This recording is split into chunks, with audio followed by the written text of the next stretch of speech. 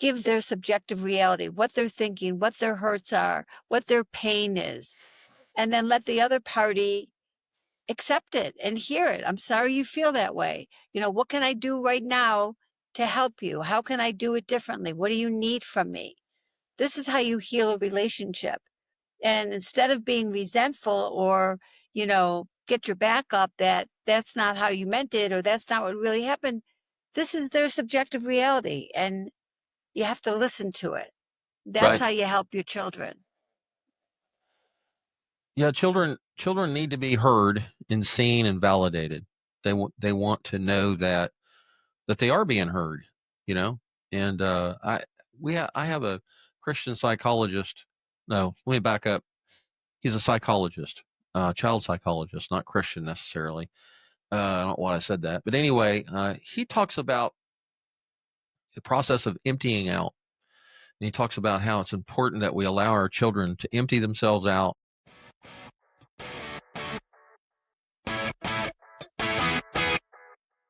Welcome to the podcast ABCs of Parenting Adult Children. Please join us as we discuss parenting adult children and the unique struggles that it comes along with.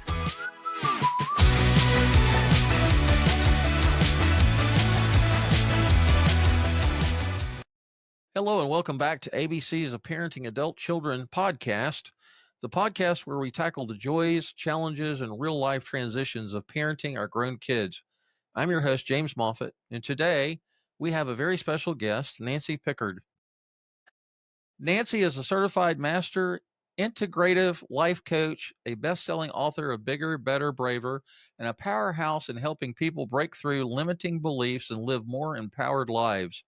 After reinventing herself in her 60s, Nancy brings a unique perspective to parenting, boundaries, personal growth, and how we show up for ourselves and for our adult children.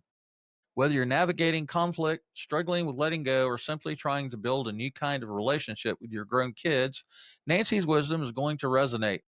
So get ready to feel seen, heard, and inspired. Let's dive in. Nancy, thank you for being on the show. Thanks for having me. Yeah, do me a favor and introduce yourself to the listening audience. My name's Nancy Pickard, and I'm an integrative life coach, and I'm actually also a relational life therapy coach. And I've been doing that for the last 3 years, and that's where I work with couples of all types. So that includes adult children and their adult their parents, and or romantic couples, siblings, all kinds of two people who are in a relationship and need some skills. I got you. Very good. So how did you get into this? Well, I've been a coach for 12 years, and then I started to listen to Terry Real. I don't know if you're familiar with him, but he's written a book on male depression called I Don't Want to Talk About It, Fierce Intimacy, New Rules of Marriage, and Us. And Us is his latest book. And when I heard him talking about that he has coaches and therapists in his school, I was all in because I just love everything he says. I think his work works and it's phenomenal. And I just dove in and I've been doing it for the last 3 years. Awesome. So I'm sharing your website with the viewing audience. It's www.nancypickardlifecoach.com. It's common spelling. So there's your website. And I also found your book, Bigger, Better, and Braver. And obviously you can get it on Amazon and paperback, Kindle edition. So talk to me your book. Well, I wrote my book in 2019 after I climbed Mount Kilimanjaro, and and I was a coach at the time, and it was Bigger, Better, Braver, Conquer Your Fears, Embrace Your Courage, and Transform Your Life. The book was for people who actually would like to hire a coach to make a big change in their life, but maybe they can't afford it. So it's a step-by-step how to do it yourself, how to get out of your disempowering beliefs, how to get unstuck, how to move forward. And it's a great first step in case you don't want to hire somebody. I got you. Very good. So are you a parent? I am, and I'm a Yeah. grandparent. Tell us your parenting story if you don't mind. I have two sons that are both in their 40s, 40 and 44. I have five grandchildren. So I take my parenting very seriously and I take my grandparenting very seriously. And I think that the best advice that I've learned is that we as adult parents don't have the right to give our opinion to our children unless it's asked. And that's very different than the way we were brought up. We were brought up, my mother was 94, deathbed, still doling out her opinion, right? So it's a hard thing for, parents to learn these days that our children don't want that. They know where to go if they want it, but unless they ask for it, we need to keep our opinions to ourselves. And that's really hard for us to do. But it makes a huge difference in keeping in a good relationship with your children, and it's important. One of the things that we talk about a lot on this podcast is the fact that while our children are growing up, they're in preteens, teenagers, they turn 18, 18 to 30, they're adult children. They'll always be our kids, no matter how old they get, right? Because we're older than them and we'll always look at them as our children and we want the best for them. But one of the things that happens is that the children have transitioned into being an adult child, but the parents forget that they're supposed to transition with them. They are supposed to become mentors and support people to those children. And you're absolutely correct. Sometimes we just need to keep our lip and keep our opinions to ourselves and be there to support them if they come to us and ask for our advice, right? If they come and they ask for the advice, then we can ask them what's going on and listen to what they have to say and then give our advice. But if they're not asking us for advice, then it's probably best just to love them and support them the best way we can. And our kids are going to make mistakes, right? We made mistakes. They're going to make mistakes. That's how people learn, is by making decisions. And some of them are going to be good decisions. Some are not going to be not so good, right? And then they have to live through the consequences of those decisions. And we can certainly be there to support them as they walk through that, but we certainly shouldn't be saying "I told you so," or any of those little sayings that us parents like to air out. And so yeah, that's great. Also, if you overtake responsibility for your children, they're going to undertake responsibility for themselves. So just because you're a very competent adult person, if you're overdoing and helicoptering your children, they're not having their own journey. We're all put on this earth to have our own journey, and we need to let them fall and fail so that they learn and they become stronger. And so when we overdo, they underdo. That's Really right. That's important. very good. Yeah. Yeah. It's really important to let them have their own. They fail, they get up, they move on, they turn. I used to think you're only as happy as your saddest child. That's a saying that used to go around. But it's not really true. You have to have your own life so that they can have their own life. And of Right. course, you're always going to be there for them, but you have to just sit back and let them do their thing. And Lord knows we've all seen helicopter parents in action, right? Correct. It's kind of sad. Yeah. And there's nothing worse than being the child of a helicopter parent. Like, Yeah. And mom, also, dad, yeah, can you get out of my hair? yeah, for sure. But also, parents wonder why their children are not as successful as they are. And it's because you rob them of learning the same skills that you learned by overdoing, by overgiving. I think one of the things that I was a child of the 70s and 80s, right? I was born in 61, graduated high school in 80. And my dad had a TV shop in the backyard. And we lived in a small rural town called Quinlan, Texas. And he envisioned me taking over that TV shop when I turned 18. And that was it was very far from the truth. I didn't want anything to do with it, and I didn't want to inherit it. I wanted to be a athletic trainer for the Dallas Cowboys, which they shot that they shot that down immediately because they were like, "Well, that's not going to happen because we don't have the money for that.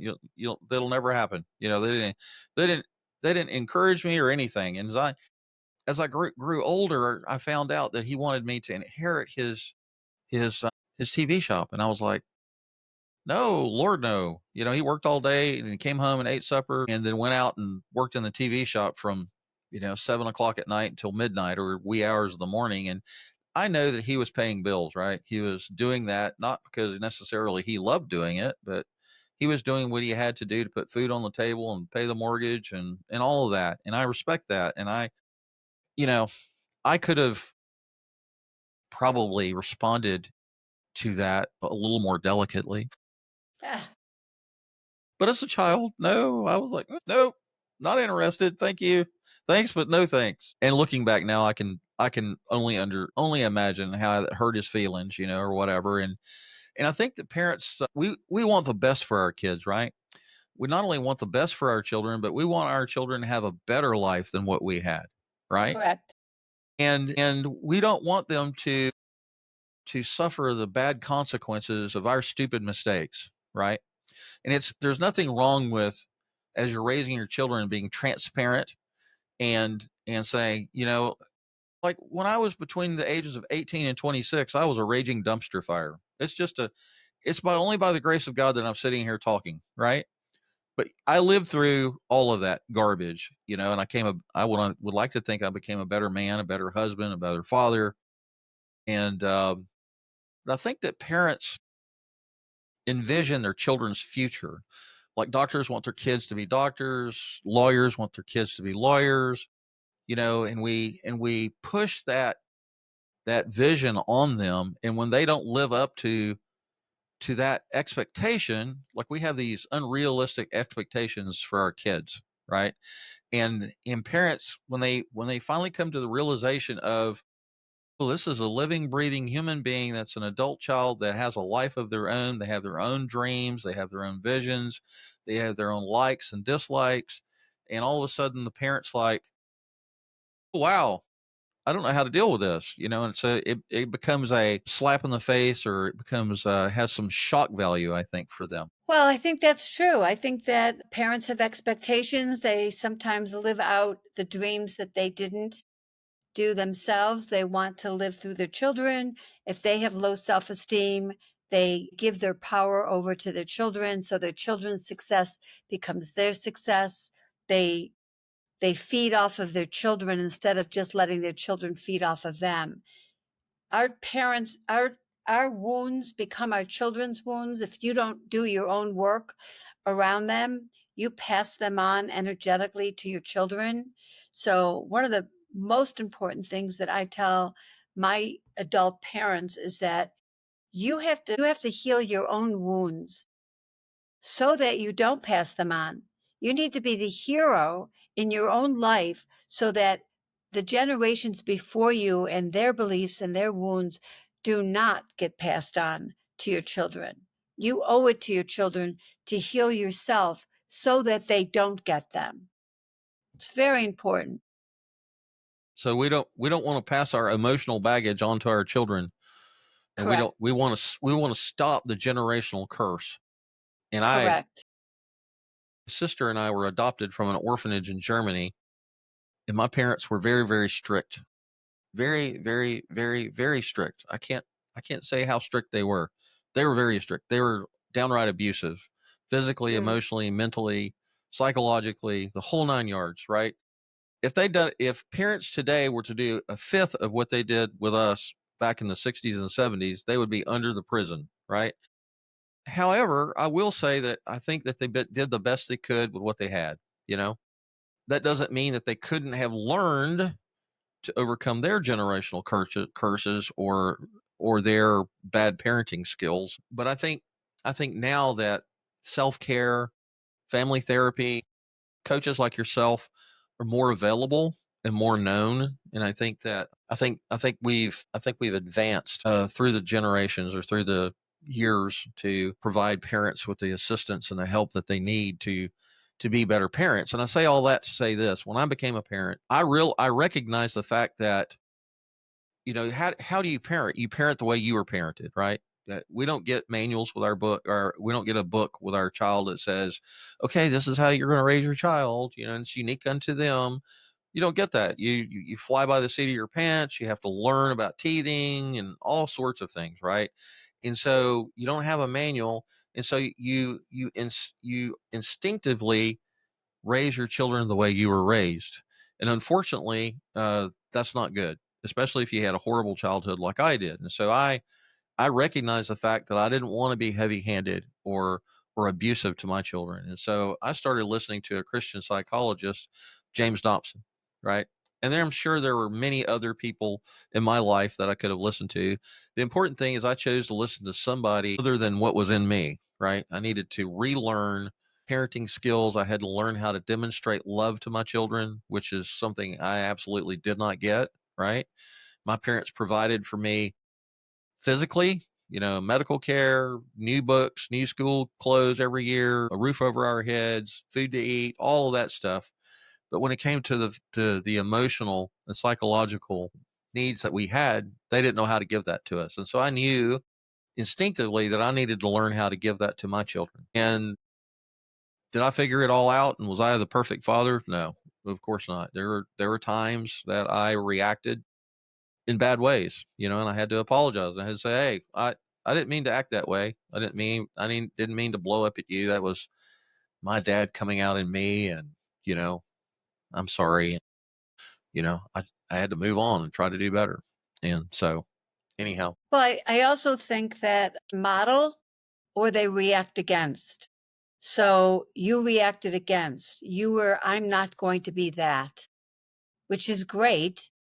If you've got bad parenting, if you've got an alcoholic parent or a narcissistic parent, you don't want that. And so you try to be different, but because they still are your parent, you still do have those habits. And so I still think that the most important thing you can do for yourself is get your own coach or therapist and figure out what your childhood wounds are so that you can do better. It's not actually just your parenting skills, it's all the beliefs that you have that are disempowering and not going to be something you want to pass on to your children.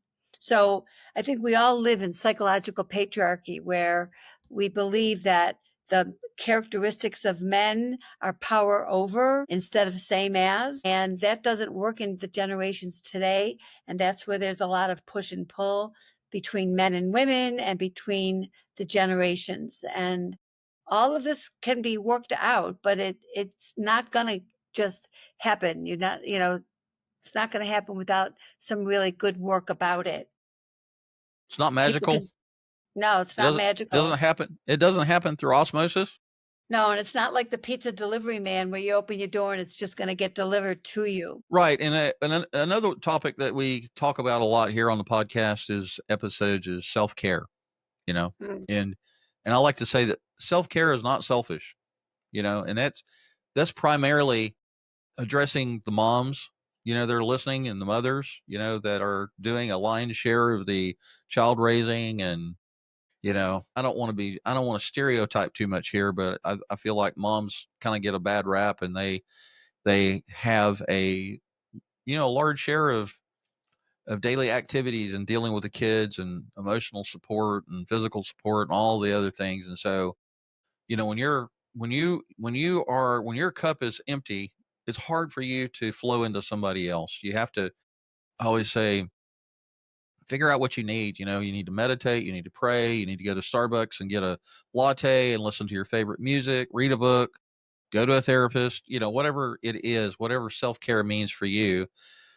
It's not selfish to do that, because sometimes I think people feel like, oh, I don't want to admit I'm going to see a psychologist or a psychiatrist or a family counselor, or and I don't think there's that stigma attached to that anymore like there used to be, back in the 70s, 60s, 70s, or 80s.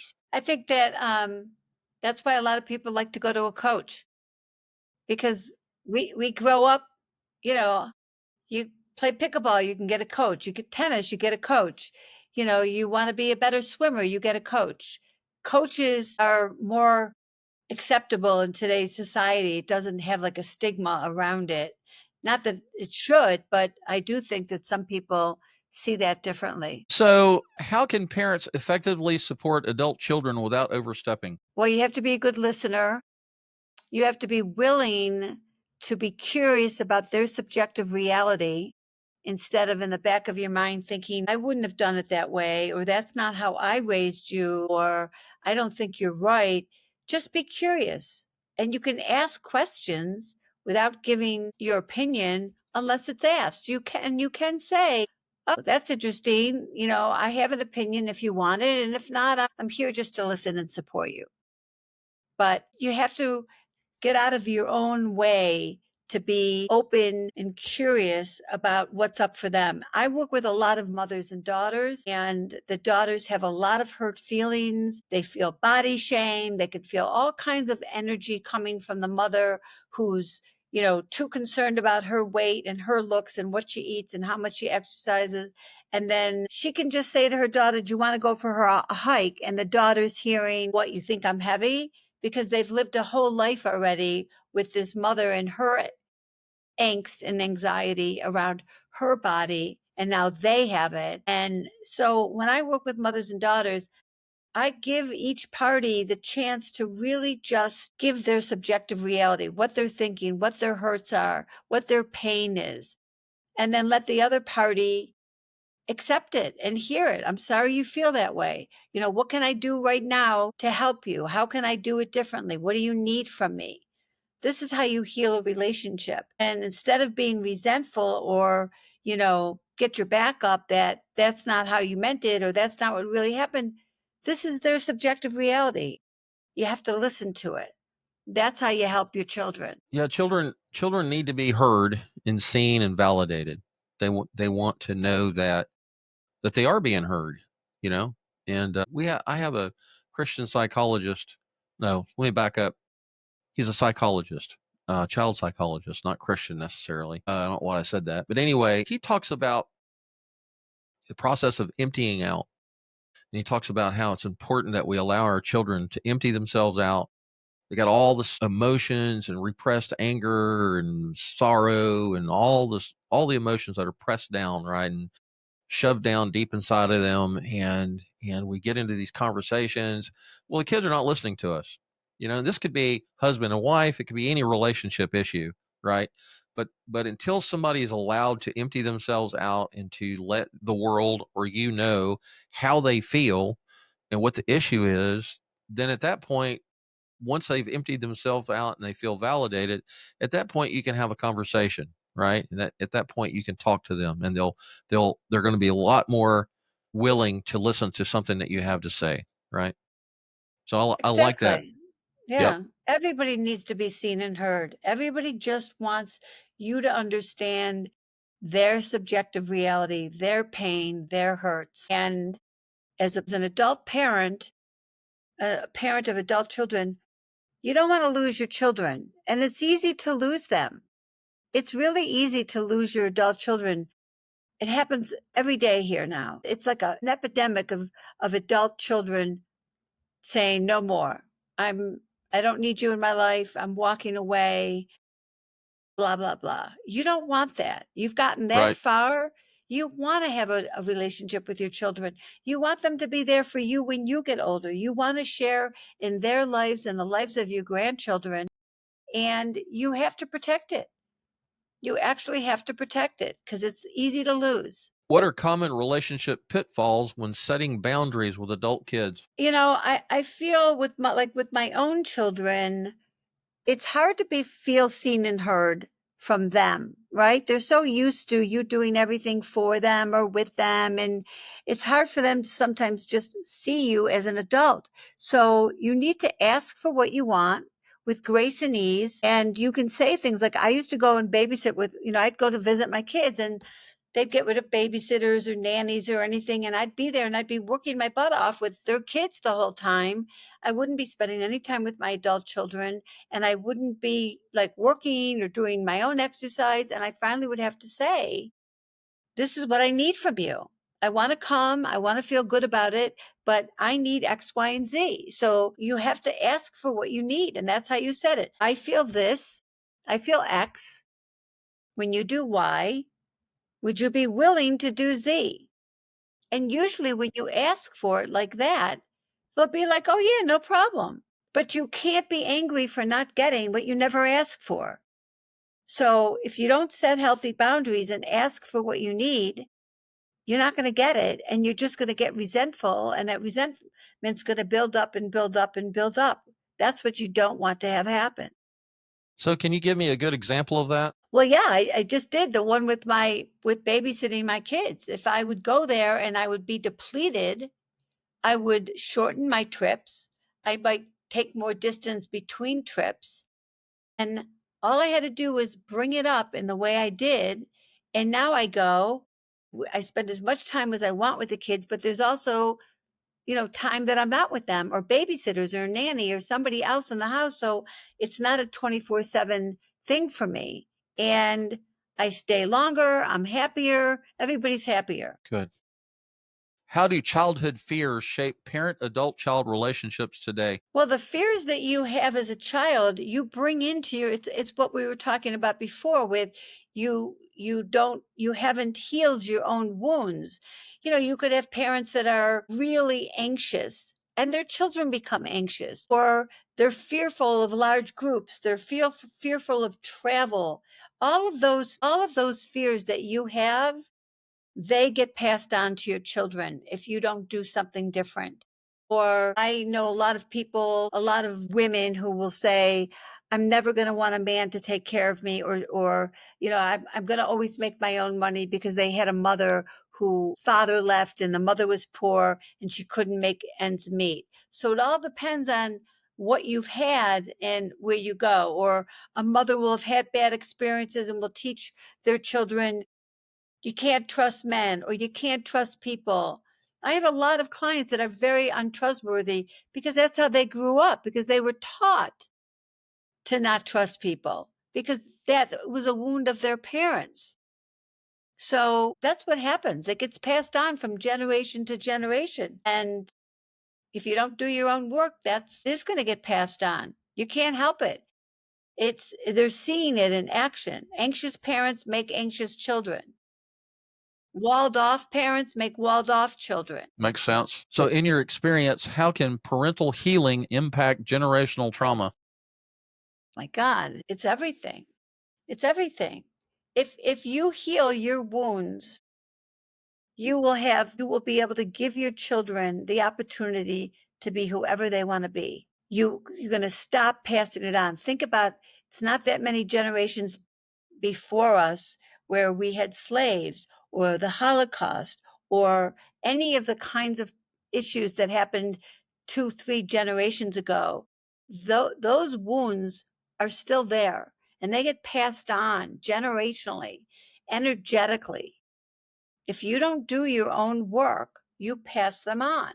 If you're a parent of alcoholic parents, you grow up with no wants and needs of your own, because it was never safe for you to have wants and needs of your own. And that you show up, you raise your children, you give, you overgive, you people please, you overdo, and you pass that on. Then they go on and do the same thing. It's just a generational roller coaster, on and on and on.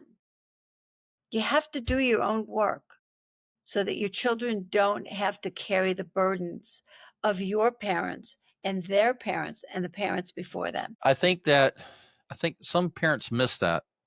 And I think because we have a private Facebook support group. We started out with like 15 members in 2015, and now we have like 1.3 thousand members. And there's a Wow.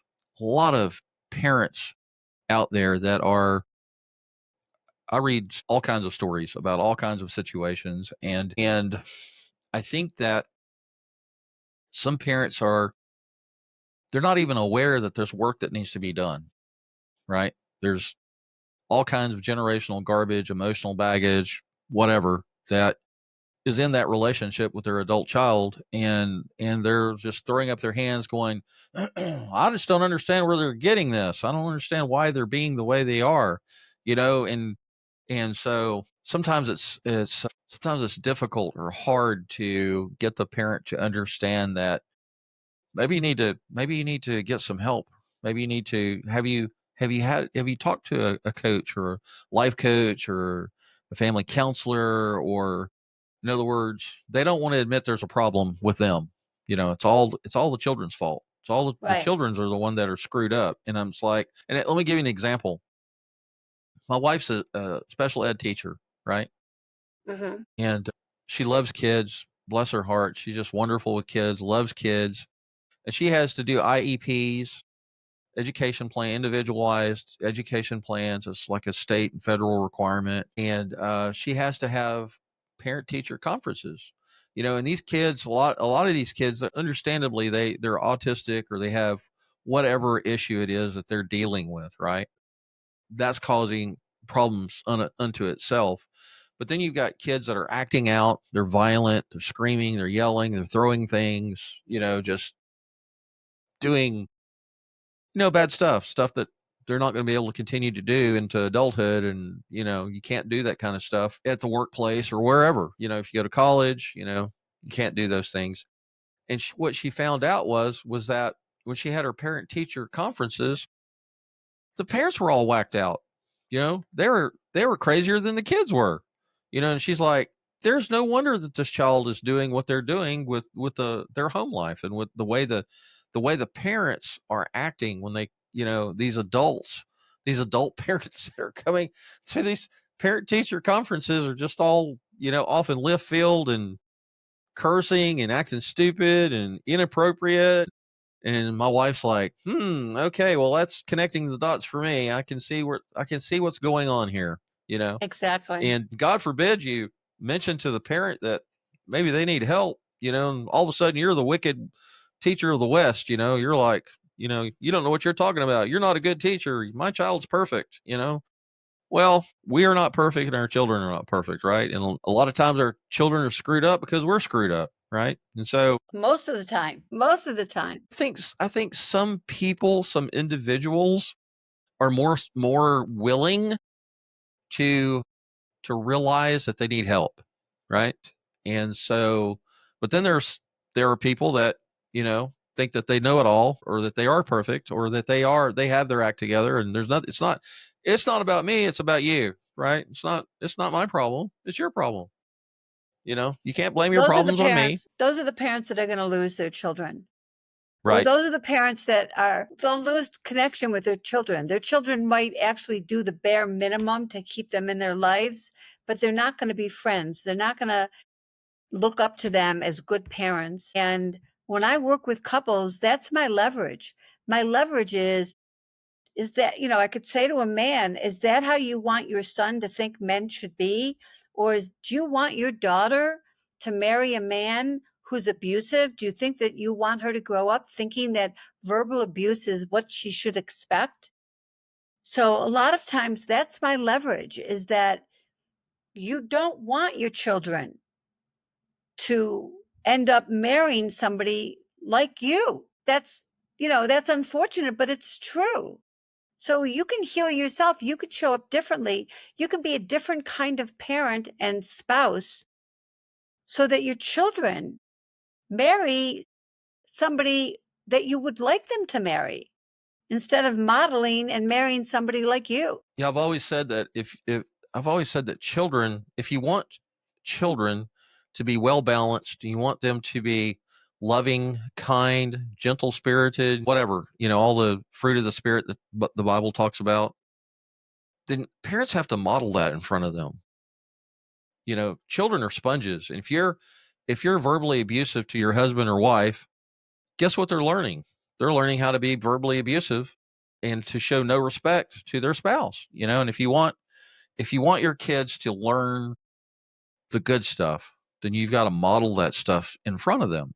It's got to be a way of life. It can't be, well, behind closed doors I'm going to act this way, and then out in public I'm going to act that way, because kids are not stupid. They hear and see what's going on in the home. Correct. I agree. So how do you instigate positive change in communications with grown children? Let's just say things have not been working out, and the kids are metaphorically on their way out the door and could give a flip less about the parents anymore. How do you instigate positive change with the parents at that point? You have to be vulnerable to your children, and you don't make it a you problem or a me problem. You can say things like, we deserve a better relationship. What do you need from me so we could have that? And you have to be open and curious and able to listen and receive without fighting back. You have to be able to say, like I have used this with my children. I can say, I feel like you don't appreciate anything I do for you. And I know we mirror each other.